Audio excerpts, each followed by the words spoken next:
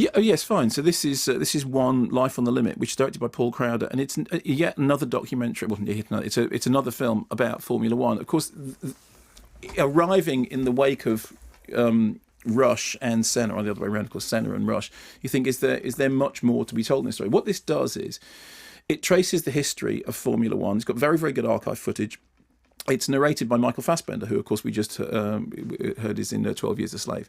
And it talks about the evolution of the sport and the way in which the cars developed, the way in which the cars got faster, the way in which, ailerons or, the kind of the wings suddenly started to appear because the cars became so fast they needed something to jam them onto the ground.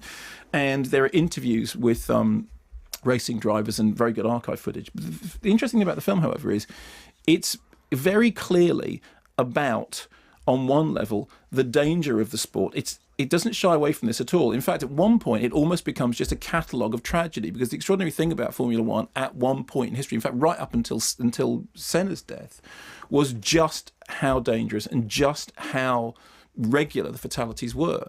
And the documentary talks about this partly in terms of, what are we going to do about this safety issue? Partly in terms of, look, this was hardwired into the sport. People, there's a long bit in which Max Mosley, I think it is, says, if you say to a racing driver, this car is very fast but dangerous, this car is slightly slower but safer, they would have gone for the one that was very fast but dangerous. But then what it talks about is the way that actually, since then, the sport has changed. Since then, the sport has changed. And one of the reasons, as far as the documentary is concerned, is because with the televisation of the races, suddenly it's not good for television having this kind of regular level of tragedy in the sport. And it was a very interesting thing. Again, all I know about Formula One is what I've seen in Rush and Senna and this film, and in that very brief time in which we went to the racetrack, the name of which I can't remember.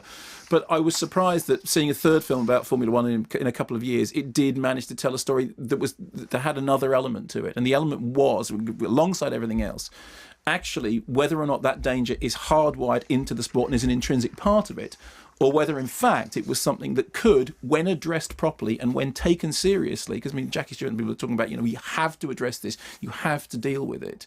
When it was addressed, it was possible to change the circumstances of the racing. The races got slower, but they got safer.